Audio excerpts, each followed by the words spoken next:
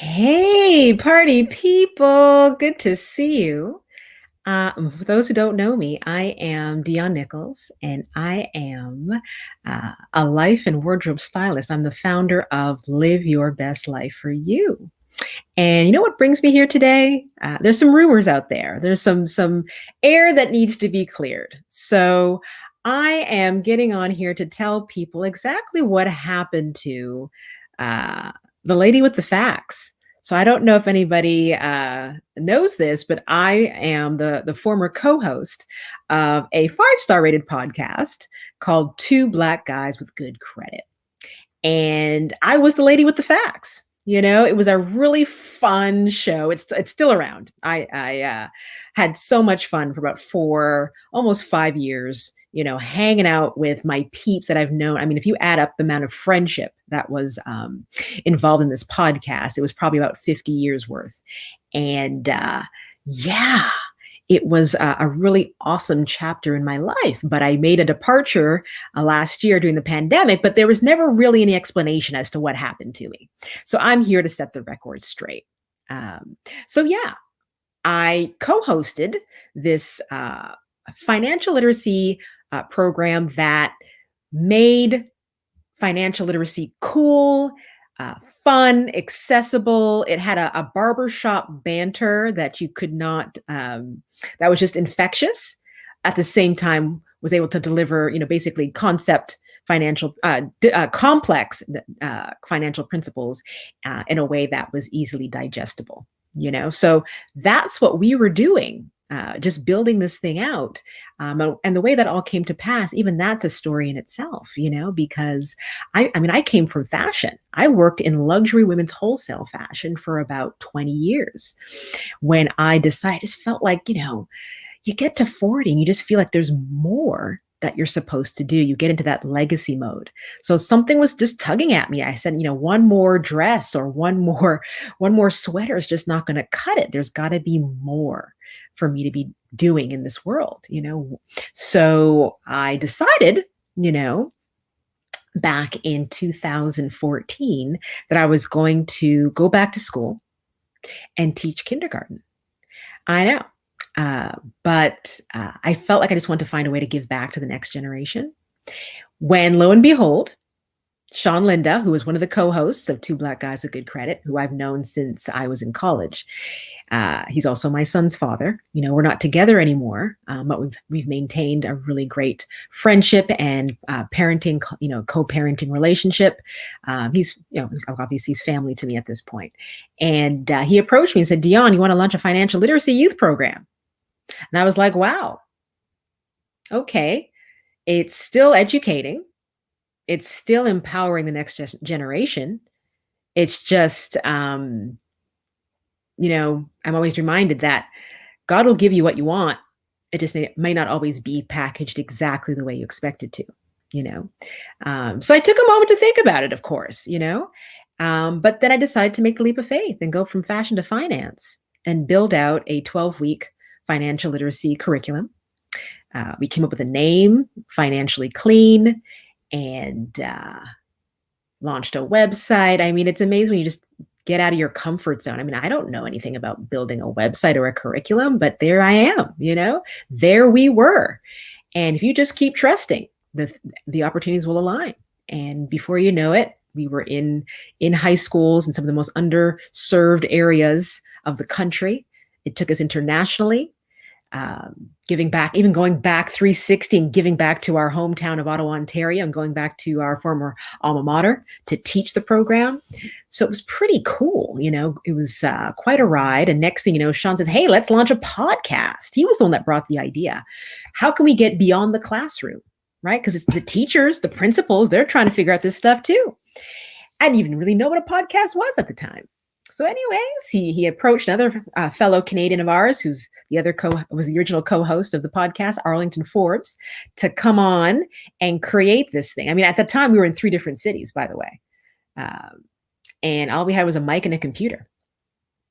And we came up with this concept, and we launched it. This is about 4 or 5 years ago.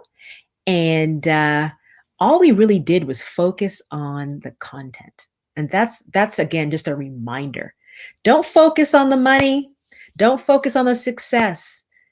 Focus on the purpose, the mission, right? And for us, it was really to put good content out there that's going to really be supportive to people, that's going to help uplift and change lives generationally. That was our focus. We never had an ad. And it's amazing how the universe would just line up the opportunities and open the doors. Before you know it, we're, 4 years later signed to a network, and all the other things, all the other exciting opportunities that have opened up because of this podcast, So there I am. I mean, we're having a blast. We're doing good in the world.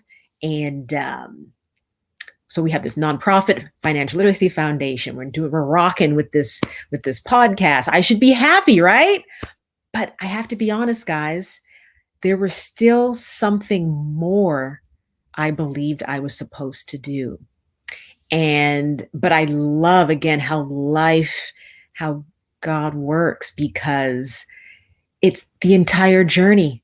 You have to embrace the entire journey. My mom says it all the time. Life is a journey, because nothing's wasted. And it was through that journey, by me saying yes initially, that we actually, fast forward, had an episode with Sean's former yoga teacher, by the way, who was an essentialist, a minimalist. So we created a show around that, because by listening to our podcast, her name was Ariel Kiley. She had paid off over $30,000 worth of debt just from listening to our show. And for me, and for us, that's what it's all about. That's why we do what we do. So we have her on the show. And it was in that conversation when she's talking about how her life just became more meaningful the more she pared down and got to the essentials. Her friendships were richer. Her business was thriving, right? When you really get clear.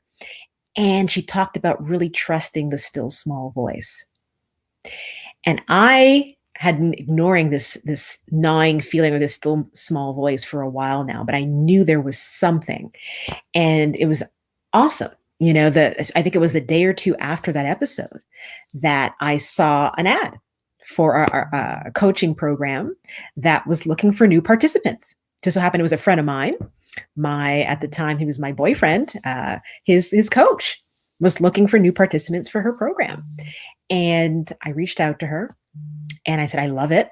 I think it'll facilitate the things that I really want to do around empowering women, because that's where I felt my heart lied, really empowering women who already have a lot going on and still want more, that they're wearing many hats. I can relate to that.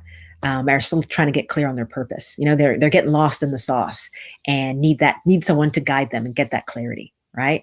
Although I didn't necessarily know if I was going to be a coach, but I knew that the types of events and workshops that I wanted to do, this would facilitate that. Right. And when she told me, Dionne, you can start, in the fall in September, or you can wait till next year, February, the following year in February. I said, I want to know who I am by next February, So that was in 2018.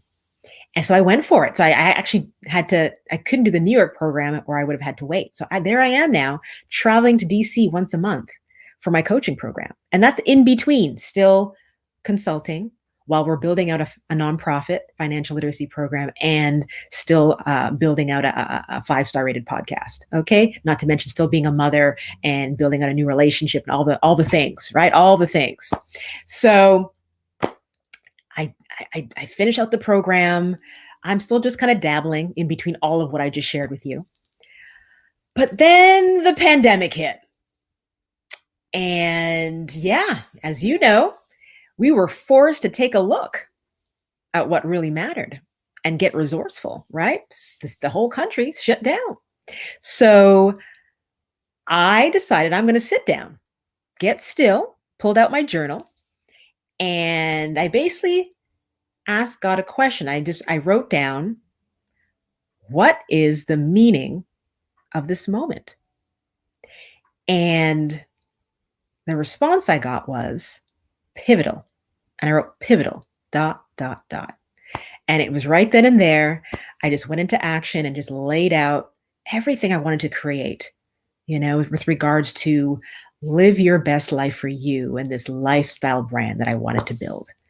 and went into action. And again, when you make a decision, there's something about when you just make a decision, everything else starts to fall into place. The people, the resources, the doors just start to open. So there I am, building out this coaching business, building out my brand. I mean, it was beautiful to watch how, my coaching business started flourishing. And it was really not me intentionally going out deliberately seeking clients. Clients were just coming to me. That's the stuff right there. When you make a decision and step into your purpose, step into your calling, everything starts to line up where it starts to just come with ease, right? So my coaching business is flourishing. And I said, okay, Dee, what's next? So I knew I wanted to do workshops. I said, you know what? I've done a few resets in my life, and who couldn't use a reset based on the kind of 2020 that we had? So the next thing I did, I said, I want to own the reset space. So I do a really well attended, well received event in August. I said, okay, we did that. All right, check that off. And then I said, there's still one more thing. I've been dreaming of this for about 3 years now. And I should add, what was a big part of what was driving me, supporting me, helping me really keep a mindset that was forward thinking, right? And really keeping my eye on the prize. And there were a few things, but one was being very, very intentional with spending time, quiet time, really building up my relationship with my creator, with God, stretching myself. I was getting on a 6 a.m. prayer call. So really the importance of being in community in a time when we were really isolated with like-minded people. So really building my faith was so important, and doing that in community. So that was huge for me. And because there's just so much negativity and that news hamster wheel that could just seep in and take you off course. If you're around everybody who's complaining about what is, but you're in a space where you're with people that are talking about what can be if you just trust and believe, right? You want to be so mindful of where you're spending your time, what you're letting in. So that was key. I had also been gifted a 5-minute journal. I'm not sure if you've heard of it, but certainly go to my website and check it out because it changed my life. The key to it is that it's a gratitude journal, but it incorporates affirmations, setting your intention for the day. So just think about that. Every day you're starting your day off in a place of gratitude and affirmation and setting the intention, right? So it's only inevitable that you're going to start to see those things come to pass, that they will begin to manifest in your life and just bring more peace and joy, and that's exactly what happened. So I say that to you, that the structure and ease of this 5-minute journal was really, really conducive in a time where you could get very distracted by all the distractions and really, spiral down into a space of a pool of negativity if you let it. Right? So to have this launching pad every day by spending time with what I'm grateful for was so key, and reaffirming who I am and what I want to create. So fast forward, people, just so you know, I am now a brand ambassador for the 5-minute journal, which was one of my dreams, by the way. Just to give you an idea of just how powerful putting pen to paper really is. I'm a firm believer. So that was really cool. And the other thing, I'm a big vision board gal. So for those who are just getting to know me, my vision boards are at the foot of my bed. So I wake up to my visions every day, and that's the last thing I see before I go to sleep. So I highly recommend. I learned this from a very wise man, Jermaine Miller, who said, spend time with your goals. Got to spend time with them. You can't just write them, and put them away somewhere in a drawer. You got to spend time. So spending time, waking up and going to sleep, spending time with my vision, writing down what my intentions are, speaking it into life, being in community, it's amazing what's possible. So with that said, by September, I decided it's time to launch my show. And I've been, looking at this vision of me being a TV show host for about 3 years. And I finally made it happen in September. So with all that to say, that's what the Lady of the Facts was up to during this pandemic. So co-creating, collaborating, building, right? Out my purpose. And so during that time, it's only inevitable that as you're ascending, as you're evolving, things are going to start to fall off. And it's not even like you're fighting them. It just, a lot of times they just naturally fall off because you're going to a different place in your life. So it started with a women's empowerment group that I had to, resign from their board. Then it was, wow, I went back to work, but I knew once everything had lifted in June and we were able to go back to work, to my consulting job. I knew. I went back for a week, but I knew, it was time. So I gave my 2 weeks notice. And then it was time to leave the podcast. That was a difficult conversation to have. But at the same time, there's a really famous quote by Brené Brown who said, setting boundaries is having the courage to love yourself enough, even if you risk disappointing others. So as much as they had become my family and I'm walking away from something I built for almost 4 years, we're doing well. You know what I mean? But I knew in my heart of hearts, this was another time that I needed to take a step out on faith and just trust the process. So that's what happened, guys. No hard feelings. Mama was busy, doing some introspection, stepping into her calling, so I was building out Live Your Best Life for You, relaunching a website. It was just a new season for me, launched the whole Reset workshop series. Then it was my YouTube series. Whoever wants to check it out, Live Your Best Life for You is the channel. And the show is called What Gives You Life, which, this show gives me so much life. I can't wait to hear your comments and feedback, but I'm in my element when I'm doing that show, and so they respected my decision. And as I've already been back a couple of times because we're still family.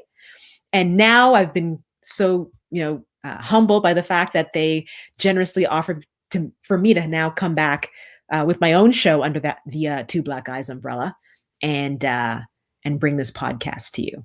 So that's what the Lady with the Facts has been up to. I hope that has cleared a lot of the rumors, as to what happened, so it was all good stuff. Everyone's thriving.